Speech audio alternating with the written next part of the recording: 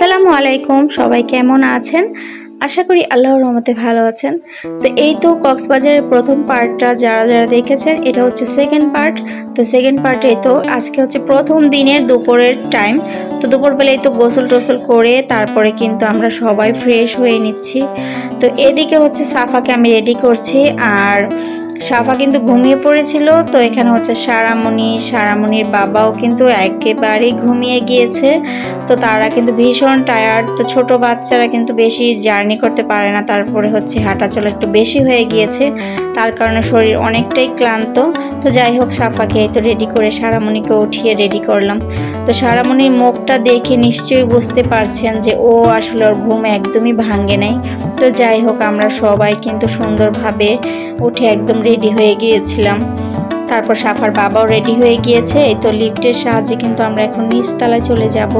তো এখন হচ্ছে আমরা যাচ্ছি রেস্টুরেন্টে। তো দুপুরবেলা আসলে লাঞ্চ সেরে তারপরে কিন্তু আমরা আবার ইনানি বিচের যাওয়া উদ্দেশ্য করছিলাম।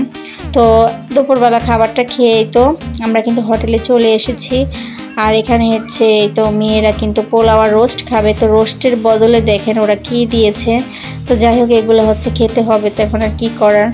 আর এদিকে হচ্ছে সাফার বাবা তেলাপিয়া মাছ ভুনা, তারপর হচ্ছে লইটা শুটকি ভর্তা নিয়ে নিয়েছি আমি। আমার কাছে ভর্তা ভীষণ ভালো লাগে। তো বাসায় যেরকমভাবে বানাই ওরকম হয় নাই, কিন্তু তারপরে কি আর করে, খেতে তো হবেই। তো আমার আসলে ভর্তা ভীষণ পছন্দের, তাই আর মিস করি নাই। তো ঝটপট আমরা খাবারটা খেয়ে তারপরে হচ্ছে আমরা এখন ইনানি বিচে যাব। তো পুরোটা ভিডিও দেখবেন, আশা করি ভালো লাগবে। তো মেয়েরা হচ্ছে তো ইনানি বিচের উদ্দেশ্যে চলে গেলাম। দেখেন জায়গাটা কত সুন্দর। তো আমরা আসলে ইনানি বিচ এখন হচ্ছে বিকেল 3:30 বাজে। তো এই তো খাওয়া দাওয়ার পরেই কিন্তু বের হয়ে গেছি। তো এই অটোটা আমরা রিজার্ভ করে নিয়েছি, একদম আপ ডাউন। তো এখানকার জায়গাগুলো কিন্তু ভীষণ সুন্দর। তো এখানে হচ্ছে হিমছড়ি পাহাড়ে আমরা আসার সময় তারপরে হচ্ছে নামবো। তো এখানে আগে তো হিমছড়ি পাহাড়গুলোকে আপনাকে দেখিয়ে দিচ্ছে। দেখেন জায়গাটা কত সুন্দর। তো আসলে জায়গাগুলো খুবই সুন্দর লেগেছিল, লাল মাটির পাহাড়। তারপর হচ্ছে সাফা সারাও কিন্তু গাড়ির মধ্যে ঘুমিয়ে যাচ্ছিল, ওরা আসলে বেশিক্ষণ জার্নি করতে পারে না। তো ফাইনালি কিন্তু আমরা একদম ইনানি বিচে চলে এসেছি। তো এখানে মূল উদ্দেশ্য হচ্ছে সবাই কিন্তু পাথর জায়গা দেখতে আসে। তো আমাদের আসলে ভাগ্যটা এতই খারাপ যে আমরা আসলে পাথর জায়গাটা দেখতে পারিনি।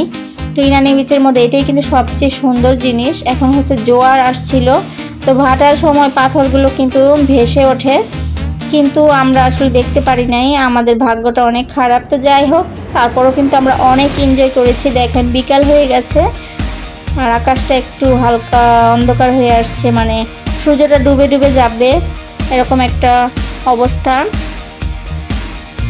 তো সবাই এখানে আসলে রেস্ট নিচ্ছিল। আর এখানে হচ্ছে সাফার বাবা এই তো একটা গাড়ি নিয়ে নিয়েছে। তো আমরা কিন্তু সুগন্ধা বিচে ওই গাড়িতে চড়েছিলাম 200 টাকা করে। পুরোটা বিচ কিন্তু তারা ঘুরিয়ে দেখাবে।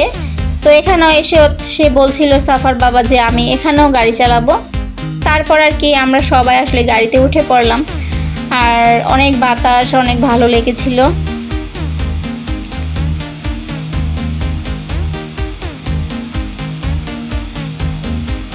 তো এই তো এই গাড়িটাতে করে আমার ছোট বোনও কিন্তু চলছিল, বোন জামাইকে নিয়ে।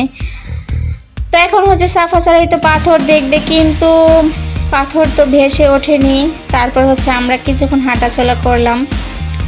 আর এখন হচ্ছে আমরা এখানে অনেক কিছু বিক্রি করা হচ্ছিল। এই তো বিশেষ করে আনারকলি ফলটা। তো এই ফলটা আমি ফার্স্ট টাইম ট্রাই করব। এগুলো নাকি 30 টাকা 40 টাকা পিস। তো 30 টাকা করে আসলে আমরা নিয়েছিলাম এখান থেকে। হালকা একটু চিনি, তারপর হচ্ছে মরিচের গুঁড়ো, তারপরে হচ্ছে লবণ মিক্স করে এটা বানিয়ে দেয়া হয়। আসলে আমার কাছে অনেক ভালো লেগেছিল। তো এই তো ভাগিনাকে বললাম খাবে, ওরা বললো যে না এগুলো খাবো না। তো বাচ্চারা কিন্তু অনেক খুশি, এই তো আমার ভাগ্নি। আর সমুদ্রের সামনে আসলে হাঁটাচলা করলে বেশ ভালোই লাগে, অনেক বাতাস। তারপরে তো সাফার বাবা খেয়ে দেখছে কেমন হয়েছে, মানে একটু মিষ্টি, একটু টক, একটু ঝাল ঝাল। আসলে ভীষণ মজা, যারা এখন ট্রাই করেন না অবশ্যই কিন্তু এটা ট্রাই করবেন। আনারকলির ফলটা কিন্তু ভীষণ মজা হয়। আমি তো পরে আরেকটা খেয়ে নিয়েছি, আমার কাছে এতটাই মজা লেগেছে।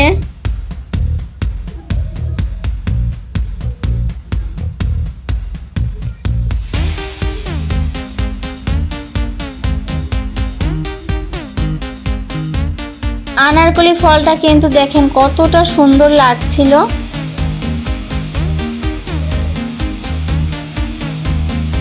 তারপর আমরা একটু এই তো হাঁটাচলা করছিলাম।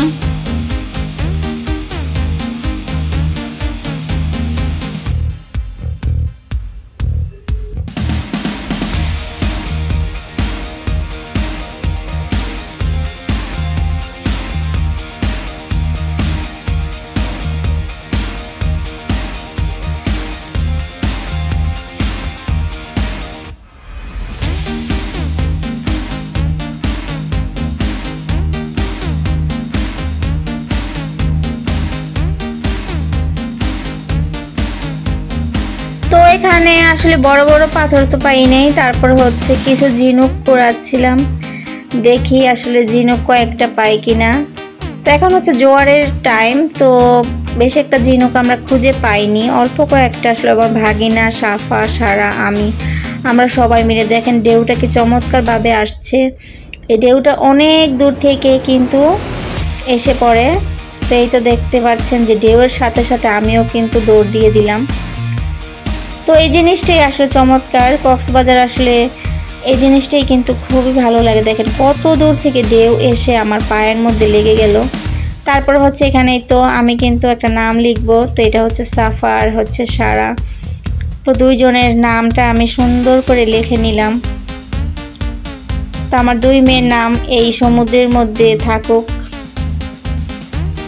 তারপর আর কি করার, এখন হচ্ছে সন্ধ্যা হয়ে যাচ্ছে, আমরা একটু আবার হিমছড়ি পাহাড়ের দিকে যাব।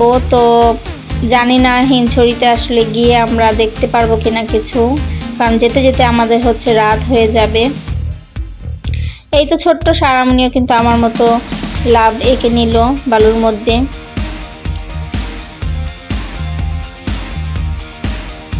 তারপরে তো আমার বোন, তারপর হচ্ছে আমরা সবাই মিলে এখন হচ্ছে চলে যাব। তো সবাই ভালো থাকবেন, সুস্থ থাকবেন।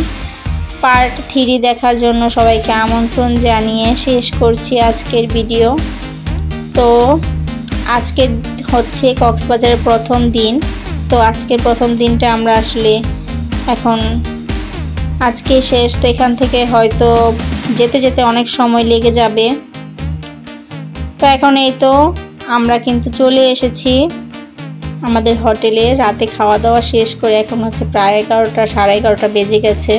তো আস্তে আস্তে হচ্ছে অনেক রাত হয়ে গেছে। আর হিমছড়ি পাহাড়ের মধ্যে আমরা আসলে দেখতে পারি নাই, রাতের কারণে অন্ধকারে ঝর্ণাটা দেখা যাচ্ছিল না। তো কক্সবাজারের দ্বিতীয় পার্ট মানে দ্বিতীয় দিনে আমরা কি করলাম ভিডিও দেখার জন্য সবাইকে আমন্ত্রণ জানিয়ে আজকের মতো এখানেই শেষ করছি।